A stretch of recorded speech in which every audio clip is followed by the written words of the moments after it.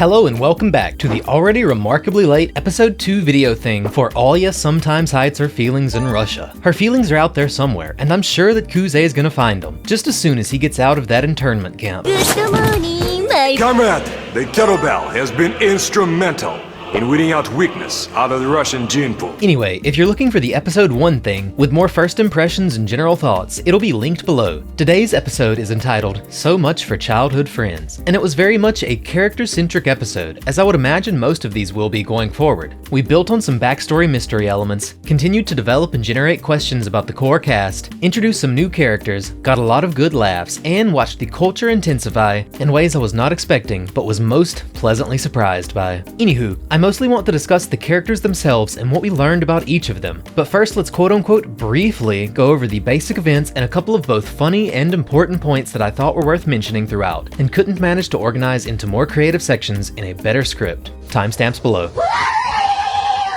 The episode opens with a scene of Kuze showing up to help Yuki clean up the storage room. Unbeknownst to Kuze, Alya is there as well. It's a trap! This was a simple, goofy, mischievous scene, but the standout was definitely the increasing intensity of Alya's Russian flirtation. Talking about, come to me, I'm literally throwing myself at you. Feels like a sign of memes to come. Anyway, the moment they finish up with the storage organization, the student council president enters the scene. He is a towering man with a surprisingly imposing demeanor. I don't know, just not what I was expecting from the OP shot. なるほど。これ確かにすごい風格だな。 After much reluctance, Kuze refuses to join the student council once again, but caves to the president's insistence that he at least be rewarded with a meal for being such a big help. They did finish twice as fast as expected after all. Kuze sits down to a meal with the three of them, and as the student council president continues attempting to convince Kuze to join the council, Yuki gasses him up, talking about how he's an expert at everything down to freaking hosting and negotiations? What is this dude, an agent of the state? This better not turn into some Ayana Koji Kanoji Kojima Shitake Makima Mishima level super secret state sponsored psychopath Super Soldier bullshit. Anyway, Kuze tries to deflect, saying that Yuki's a shoo-in for next year's student council president anyways. But Council Prez points out that A, she still needs a running partner, and B, she's going to be going up against our title character herself to top it all off. Kuze does not see any of this coming, so he definitely isn't Ayana Koji Kanoji Kojima Shitake Makima Mishima. Anyway, they all head home in opposite directions, Student Council Prez walking Yuki, and Kuze walking Alya respectively.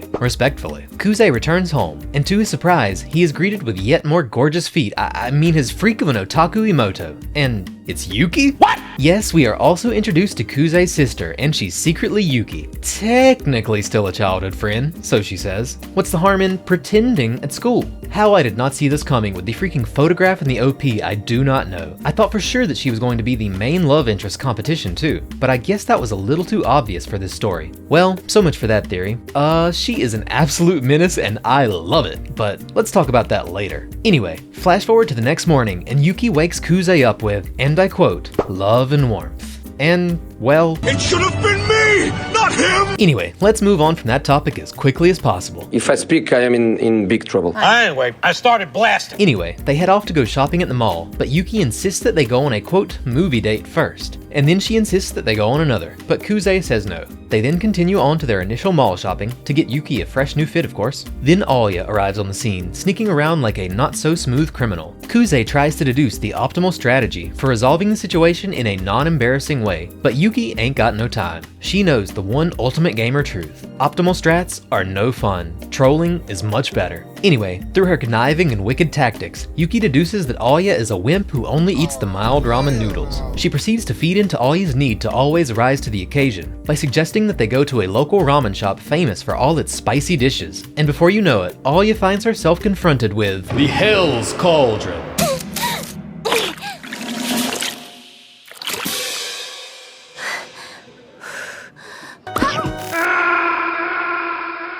After Alya is destroyed by the spice and the sauce, we cut to Alya and Kuze outside the mall. Yuki ran off to do something. Kuze figures that he needs to do something to break the ice and chill things out, so they have some ice cream.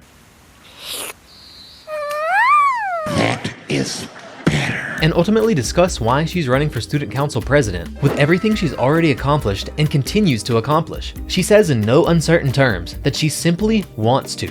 What reason does one need to aim for higher ambitions after all? She then drops a unique Russian hint, if only you would. obviously referring to her wishes for him to run alongside her. Kuze has a pretty intense flashback when he hears these words, but let's save that for the characters section. Alya suggests that Kuze help her pick out some fresh new fits. Hesitating, but knowing Alya, Kuze figures that she must not have any close friends to go shopping with, given her cold and intimidating demeanor, so he decides to tag along. Alya of course completely misunderstands his kindness for pity at the thought that she might not be capable of becoming student council president, and decides that she's gonna blow his mind with a fashion show. And blow minds, she most certainly does. I mean, am I the only one who noticed the very moment the animation turned back up? I mean, mamma mia! When the moon hits your eye like a big pizza pie, that's amore. Well, she meant to blow his mind, but ultimately just ended up getting addicted to the compliments instead. And let me just say that it really helped to sell this goofy joke that, as she states, he actually knows how to give a girl a real compliment. He's very matter-of-fact and unembarrassed in this way. Doesn't hold back on the details without being at all creepy. I know it's a simple thing, but as I'll discuss later, unless I forget, this really helps set him apart from other MCs in these teasing rom-com anime. He shows confidence and competence. Well, for the most part. But just when it seems like she's reached the pinnacle, nirvana, she gets cocky. She takes a big risk. She puts on a low-cut top, a short skirt, and strikes nothing less than the classic Tifa pose. And I don't mean the gay one from the quote-unquote remake either. But tragedy strikes. Yuki has returned. How embarrassing. Fun fact, for some reason she also suddenly took her socks off just for this outfit, just for the friggin' lulz, I guess. You can see that she still had them on in the previous cut. I'm probably the only freak who noticed this. Anyway, just as Yuki reigns on Alya's parade, we cut to the train ride home. Alya is clearly full of cringe and regret, nervousness about what they might have thought about her taking a chance on that last outfit. And that's actually some pretty real shit. It hurts to stuff down your fears with courage, to try something risky, only to be met by a reaction that strikes you, misunderstanding or not, as exactly what you had feared. She's subjecting them to cringe, which could be considered terrorism. Don't feel bad though, Alya. After all, you're the only one here who isn't glued to your phone like a fucking loser. Anyway, just as Kuze and Yuki get off the train, she uses her well-established 200 IQ brain power to finally realize that the two of them have been together all day and just got off the train together as well. Uh-oh, it's a misunderstanding trope and a cliffhanger. Cut to a brand new, unique ending. More on that later. So general impressions. I enjoyed the episode aside from one particular complaint, but let's build just a little suspense for that. It was fun, introduced some new characters, and developed our core cast quite a bit. The visuals held up surprisingly well and still peaked at all the right moments. The sexy ones, you know the ones, and the funny ones. Let's not beat around the bush though. The animation definitely hits different in the fan service scenes in particular, and you can tell every time they turn it up, so to speak. I didn't find any credits while quickly browsing Sakugaboro, but I'm guessing that this is probably one of those cases where they hired more skilled and specialized animators to work on these cuts in particular. Like, pure sex appeal aside, these shots are all gorgeous, emotive, cleverly framed, and often even dynamic in a really standout way. And as I mentioned in the previous video, the marketing team behind the Twitter page has been consistently pumping out transparent GIFs of many of these very same cuts. It's kind of fascinating to watch. Once again, I thought most of the other best visual moments here were comedic cuts like Alya's shocked face and the boiling hot ramen in particular. And that's awesome. It was definitely the funniest of the first two episodes in my opinion, which I think is a great sign. I think people really tend to undervalue humor, and especially the need to visually sell it in this visual medium. I think it should almost always be an integral part of this sort of show. We are watching anime and not a TV drama after all. With all that said, one little problem. It is kind of crazy that it took as long as it did for Alya to put two and two together to develop her misunderstanding about their relationship right there at the very end. But I guess they kind of needed their cliffhanger anyway, so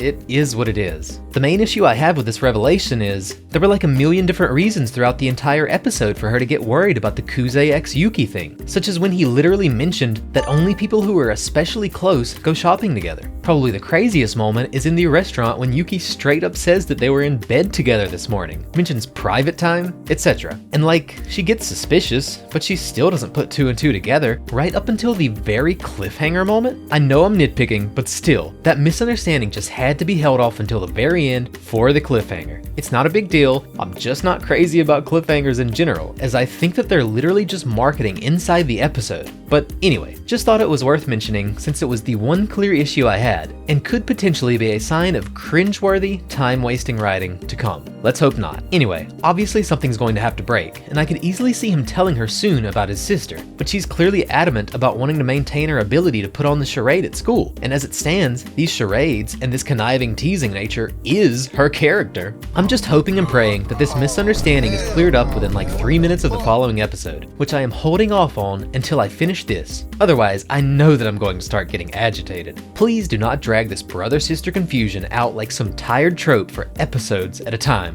Please, learn from series like Dress Up Darling and Bunny Girl Senpai. These kinds of tropes can be done well if they're reasonable and disposed of quickly. But if you don't go with that route, at least make it funny. I'm looking at you, Yuki. Make it funny. Or maybe I'll start the next episode and realize that it's not even relevant anymore. Who knows? Anyway, characters. Speaking of Yuki, as I mentioned earlier, she has simply been pretending to be Kuze's childhood friend at school, assumingly just to amuse herself. She is a troll and a menace and a tease, and I'm loving her this way so far. In Yuki's reintroduction scene, she refers to herself as brother, childhood friend, and also otaku buddy. So I wonder, is there any chance it was Yuki who kept Kuze up late for anime discussion in episode 1? It seems pretty in character now. She also refers to the revelation in the manga as, yes, wincest, and says it's only good if they're actually blood related, so she's definitely a legit otaku, as well as a menace and a troll. And my god, is she a menace. Yuki is the encapsulation of that meme of the dude just continuing to pour gasoline onto the already burning fire. She ambushes Kuze, tricks Alya into coming into the restaurant, and peer pressures her into taking the extra spicy sauce. No, not that extra spicy sauce. She is also a master of the English and the meme game, which complements her personality very well. She takes every opportunity to just troll Kuze and Alya in any way she can, and I get the feeling that she's eventually going to be a serious element of chaos in the story itself. It's funny how this also reframes scenes from episode 1 as well. Now we know that she's clearly just been toying with both Kuze and Alya intentionally. I don't really buy into the idea that she's actually into Kuze. I think this is all strictly for her own sick amusement. That makes sense of all her actions in one fell swoop. They also made it clear that Yuki knows that Kuze can understand Russian, but Yuki herself does not. Something tells me that there's something important that we're missing where these three characters' pasts intersect, but I guess it could just be that Kuze is comfortable enough with Yuki to share that knowledge despite her mischievous nature. I don't know though. Does she really seem like someone you should trust with this knowledge? To touch on a more important question regarding Yuki, how did she beat Kuze back to the apartment? If they all walked in opposite directions, how did Yuki still manage to beat Kuze home, have time to get changed, and make it halfway through a volume of shoujo slop? I mean, maybe she just got on the bus or something, but I like to imagine that she sped home like the maniac she is, just to ambush him. Anyway, enough fun gushing over Yuki. Let's move on to the central characters. And let's start with Alya. Alya is starting to strike me as a character with a chip on her shoulder for some reason. It really seems like she has something she needs to prove. It's not like it's necessary for someone to be top of the school, popular to the point of being unapproachable, great at sports, and be student council president, but she's clearly pushing herself to do, like, literally everything she has access to at the highest level. Perhaps this has something to do with her parents or something from her past? Either way, she's clearly putting herself under a lot of pressure here. When asked why she wants to be student council president, she very assertively says that she just wants to. Do I really need a reason to aim higher, she asks? Kuze also, once again, just straight up inner monologues that she doesn't have any friends to go shopping with. So that confirms my suspicions that her cold and determined demeanor really is pushing everyone away from her. And to tie this all back into Kuze, when she mentions in Russian that whole "if only you would" thing, referring to Kuze running alongside her, they cut from a regretful Kuze to a flashback of the glasses girl and the Walmart Ai Hayasaka from the opening. The glasses girl is crying and apologizing to her mom and dad for what I think we can assume is some sort of failure on a school stage.